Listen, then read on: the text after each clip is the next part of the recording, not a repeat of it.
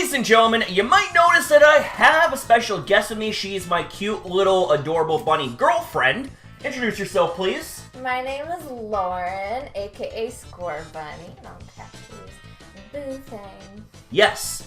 Now, this video right here, this came about in a very, very interesting way. See, I woke up not too long ago, and I was feeling all tired. How you felt like you had to drag me out of bed. Yes. But the thing is that I saw something pop up on my phone, and right then and there, I got angry. And you saw a switch flip. Yeah. I was raging. I tried to calm him down. I could not. I'm sorry. I failed. Yeah? And see, here's the thing, is it doesn't exactly help that I'm drinking Tim Hortons coffee, hashtag not sponsored, by the way. This ain't an ad.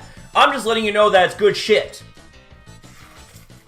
When it's made right. Yeah. So, with that being said, ladies and gentlemen, this is going to be I guess you could say, an article response and whatever the hell type of video you want to call it. Hope you guys sit back, relax, and enjoy the insanity that I'm sure is going to come from it. Let's do this. So this is the stem of my aggression. This is an article from the Gamer website. Pokemon Unite players, please learn how MOBAs work. Pokemon Unite is a brilliant game, but it's being ruined by people who refuse to learn how MOBAs are supposed to be played.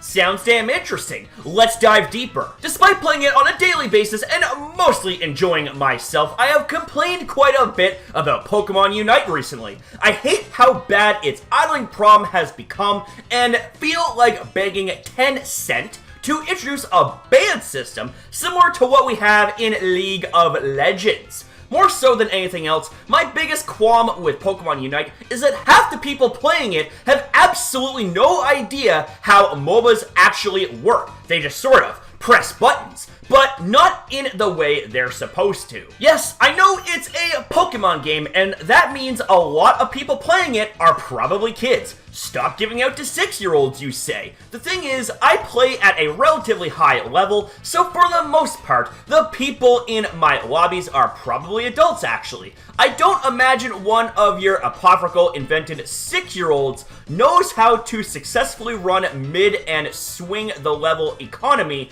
in their favor within the first 2 minutes of a match without compromising team farms. Once you get to veteran or above, you're playing with people who are older and should know better. Do they know better? Of course not. MOBAs are generally quite complex games, like Dota 2 and League of Legends have enormously high skill ceilings and can be extremely off-putting for anyone who hasn't invested a substantial amount of time in the genre. Pokemon Unite, while not just being baby-first MOBA, simplifies a lot of the overly intricate elements of these games and is therefore far more approachable than its predecessors. Because of this, learning the rules and tactics for playing Unite isn't some sort of disarmingly unwielding endeavor. I never really played a MOBA before, and in just 1 month, I've picked up on most of the lingo necessary for performing properly and maintaining a workable understanding of what I'm supposed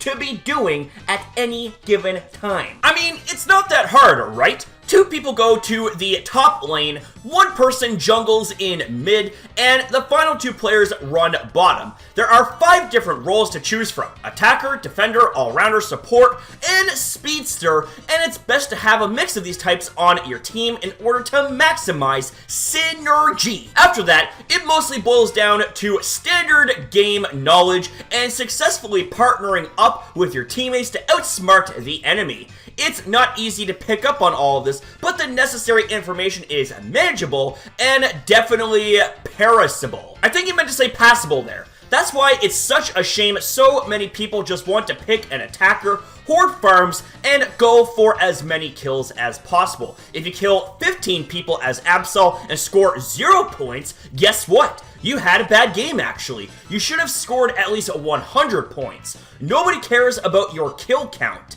What are you going to do? Tattoo teardrops under Absol's eye? Egypt? It's just disappointing. I love Pokemon Unite. When it's good, it's great. But for every match with people who actually want to play the objective, you'll be locked in a lobby with Cinderace, Ninetales, Pikachu, and Zeraora twice as often.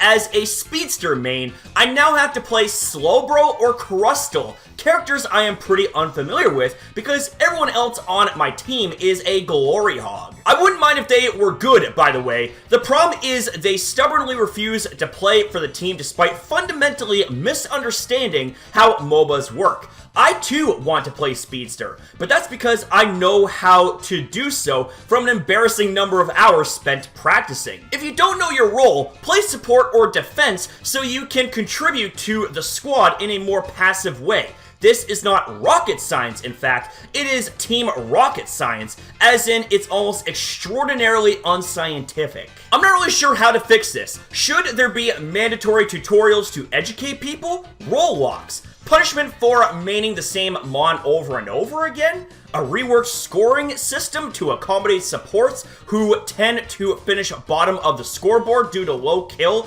and point counts? I think any one of those solutions could work at least relatively well, and reckon a combination of multiple would fix things in a flash. Admittedly, I'm mostly just venting here because I am sure a lot of people feel the same way as I do. Pokemon Unite is an amazing game in and of itself, but thanks to the people playing it, it is underperforming to the point of near deterral. Here's hoping something is implemented to encourage everyone to actually learn how MOBAs work. Imagine trying to play a shooter and ignoring the right trigger. That's how bad things are right now. Actually, that's a good point. If you're guilty of playing Pokemon Unite like a knobhead, remove the right trigger from your controller and go play through Doom Eternal on Ultra Nightmare. That is how you're making me feel. Not nice. Okay, so when I first came across this article, I was fuming. I was seeing red. My eyes were bloodshot. But after reading it through, I had a little bit of time to soak it all in, as well as my little SCORBUNNY as well. And we do have a couple of things to say in response, so let's begin with that. So first off, the last portion of the paragraph actually puts a better perspective of this article, because I was thinking that this was just going to be all elitism, a bunch of bitching and moaning, but this is venting, so when you're venting, you know, that's kind of should speak for itself. You're allowed to bitch and moan, but only to a point where you're not actually being toxic and being part of the problem. So while I do understand that there are some frustrations that pro players like yourself have to deal with, just remember, every single player is different, and you do have to have some patience, because at the end of the day, it is just a game. Let's remember that. And how about you? Do you have anything to say? Well, he came across as a little bitch, I will admit, but I understand his frustrations. It's like, no one's perfect. Each game, like you said, each gamer is different, so whatever your skill is, just enjoy the game. Quit bitching and complaining. As harsh and blunt as that might be, and it's something I can appreciate myself because I am kind of blunt, but here's the thing, is that at the end of the day, it is just a game, and I will actually give you a carrot. Like, let's actually go to the last part, or the second last part, where you bring up some suggestions, such as educating people. So mandatory tutorials to educate people. I haven't played Pokemon Unite, so I don't know how readily available these type of tutorials are, but if these are mandatory tutorials that are implemented into the game to educate people, that would be a good thing, because that way people would have to go through the tutorials, pay attention, not have their blinders on and just mash constant buttons to get to the game. They have to take in the tutorial, and I do appreciate that suggestion right there. But when there were other things mentioned in this article, like bans and stuff like that all over because people not really knowing how to play, like, either, like, I will admit, you are going to have bad players, and some players are just going to straight up shit the bed and probably screw your team anyways, whether it is intentional or not. The thing is that when you are playing a game, the best thing you can do is do your best, and if your best ain't good enough, oh well, you know what? Get better and be a good sport about it. That's basically the long story short of our response right here. So it seemed like I didn't have to go into raging ripping mode here as much as I thought. No, babe. You did fine. No, but here's the thing, is that when I first came across this article, just from the title by itself, it did come off as off-putting. And I was thinking to myself, okay, who the hell wrote this article? Was this a Verlicify that wrote this article? Because he loves to bitch and complain about a lot of things that are really not that important. And I thought to myself, okay, so do we have another case of this right here? But upon reading this article, I had a bit more of an understanding and could kind of relate somewhat, like when it comes to like venting and frustrations and stuff like that. Because here's the thing, everyone's allowed to vent, like I said. And you know what? There are things in life that, that get to us. But the best thing that we can do, especially in the scenario of a game, is do your best. And if your best happen to be good, not happen to be good enough, do better. And just accept whatever outcome there is with grace. Take it on the chin like a boxer.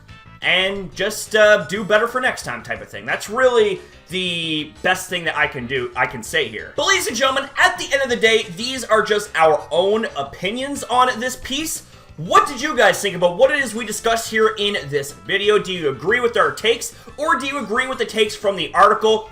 Regardless of what your guys' feedback and criticisms are, you know for a fact that we love to hear you guys out in the comments down below.